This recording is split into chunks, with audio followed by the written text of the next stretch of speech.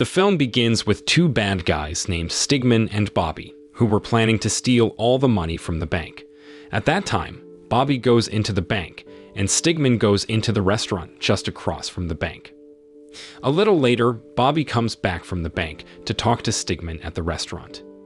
Then, they get ready to do their bad stuff. Stigman goes to the bathroom, and then he fakes an emergency to make everyone leave the restaurant.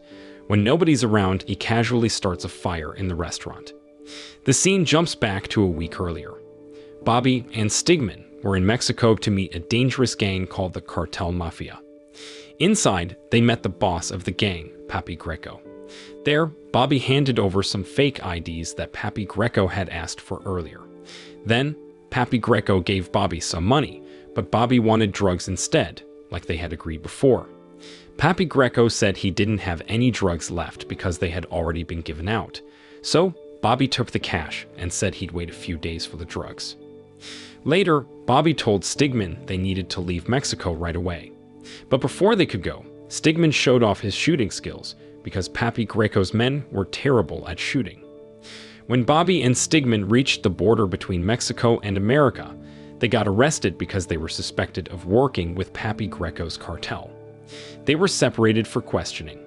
It turned out that Bobby was actually an undercover DEA agent, and Stigman had no idea about Bobby's real identity.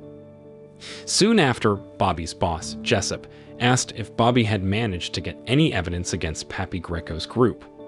Bobby said no because Papi Greco had paid him in cash this time, so there was no proof to arrest the gang. Then Jessup gave Bobby 2 weeks to find some evidence to help the DEA take down Papi Greco's gang. In another room, Stigman is getting questioned by a DEA agent named Debreeze, just like Bobby. But instead of getting scared, Stigman tried to charm her. To cut it short, both Bobby and Stigman were eventually let go. A few days later, Bobby went to Stigman's place and asked him to steal all the money that belonged to Papi Greco, which they knew was stored in a bank. Without hesitating, Stigman agreed to Bobby's plan. The next day, before the robbery, they went to the restaurant across from the bank. Stigman set fire to the restaurant so that there wouldn't be any people there tomorrow, just like what happened at the beginning of the film. They were getting ready to carry out their plan the next day. At night, Stigman met a guy named Quince. It turns out Stigman is a Marine working for Quince, who assigned him to catch Papi Greco, the head of the Cartel Mafia.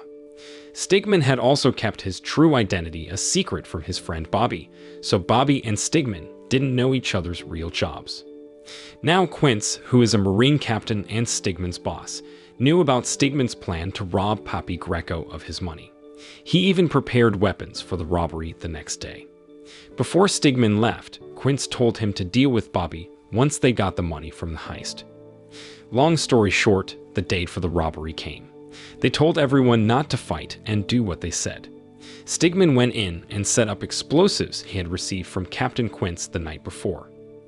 Afterward, they loaded all the money into their car and sped away from the scene. When they reached a quiet spot, people who saw the cash were shocked at how much money there was. But turns out, both of them were planning to kill each other because they thought their partner was a criminal. However, Stigman was a sharpshooter and managed to immobilize Bobby by shooting him in the shoulder. Just as he was about to finish Bobby off, Stigman noticed an ID badge that revealed Bobby was a DEA agent. So Stigman decided not to kill Bobby and chose to leave instead.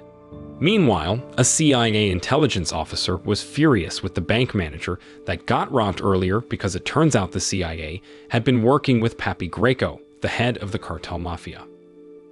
On the other hand, Stigman was seen heading to the Marine headquarters to hand over all the money to Quince. When they counted the money, it amounted to a whopping $43 million. Then Quince asked Stigman if he had taken care of Bobby, but Stigman giving unclear answer. Upon hearing that, Quince wasn't convinced and took Stigman to check Bobby's body. To their surprise, they couldn't find Bobby's body, which meant Bobby had escaped unharmed. Quince then ordered his men to arrest Stigman for disobeying orders, leading to a shootout between them. Luckily, they couldn't kill Stigman, and he managed to escape from the scene. After that, Bobby needed to get his gunshot wound treated at the vet.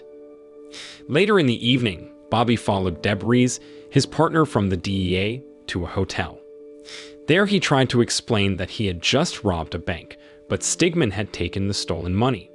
Then Bobby asked Deb Reese for help in catching Stigman, but she said she was busy and promised to talk later.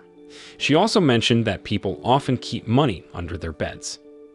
After meeting Deb Reese, Bobby was determined to go to Stigman's place alone. While inside, the phone rang, and when Bobby answered it, it was Stigman, who had been watching him from a nearby building.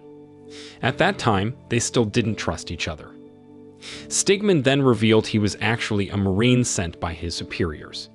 However, not long after that, Marines sent by Quince also arrived at Stigman's house, planning to capture him. Realizing this, Stigman helped Bobby escape from his house and even shot some of Quince's men, allowing Bobby to get away safely. On the other hand, Jessup got an unexpected visit from the CIA. The CIA already knew that DEA agents had robbed money from the bank.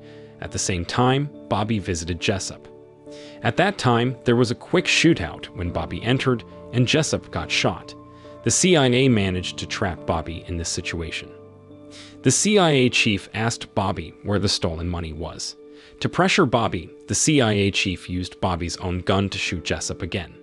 He threatened that if Bobby didn't return the money in a few days, the CIA would blame Bobby for Jessup's death.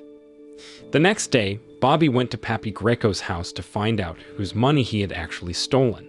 Soon after, Stigman also arrived, fighting Pappy Greco's men. Stigman then kidnapped Pappy Greco, and Bobby tried to chase him. They even had a fight at one point. Eventually, they both got tired and decided to work together and trust each other. Soon after, Stigman revealed that his Marine superior, Quince, was now after him.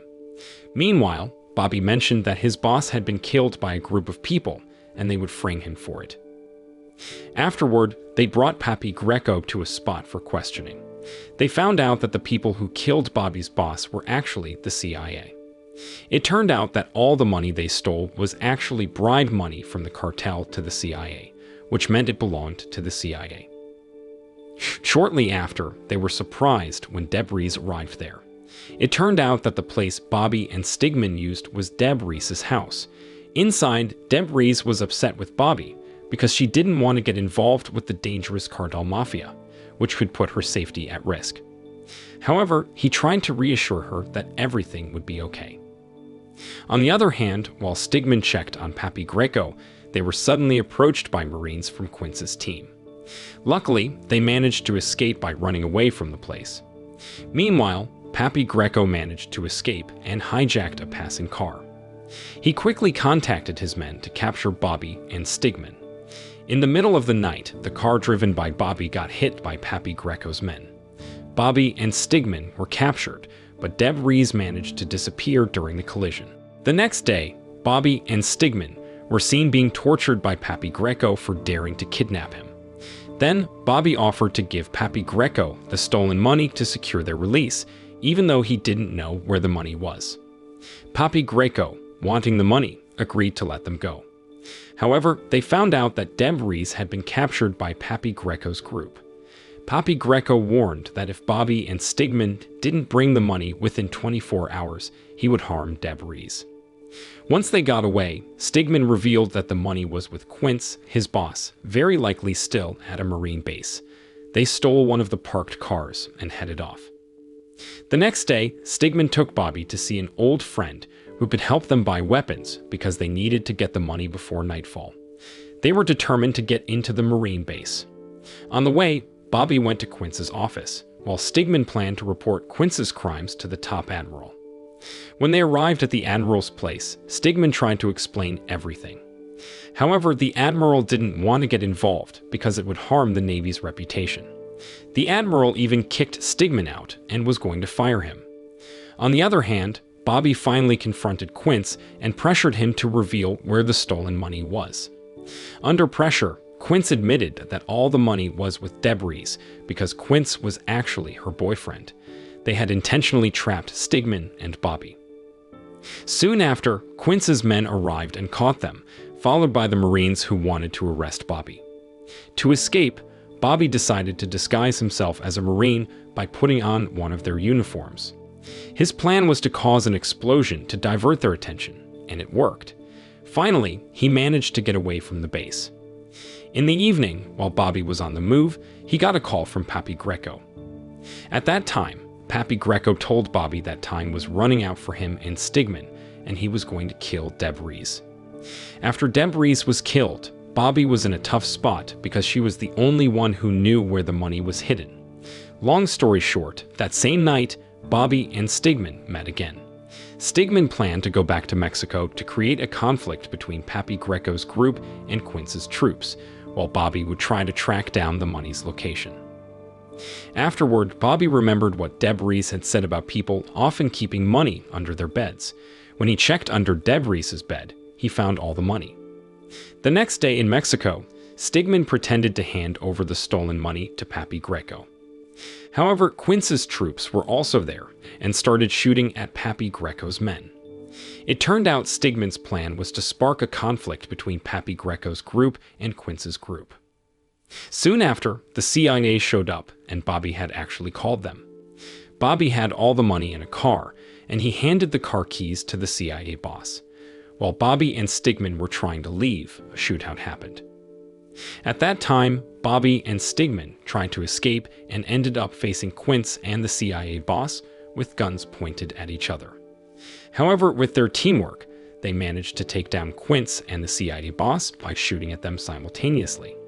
Then they approached Papi Greco, who was defenseless, and without hesitation, they took him down too. Long story short, Bobby and Stigman were spotted at the restaurant they had burned down earlier. Stigman looked at the bank across the street and suggested they rob it because they were broke. However, Bobby revealed that he hadn't lost all the money. He had actually saved some money at his house, enough to have a good time for the rest of their lives. He also planned to share some of his money with the owner of the restaurant they had previously burned down. The film ends. The moral lesson learned from this film is when life gets crazy, always check under your bed for hidden treasures, and don't forget to make amends with the restaurant owner you accidentally set on fire.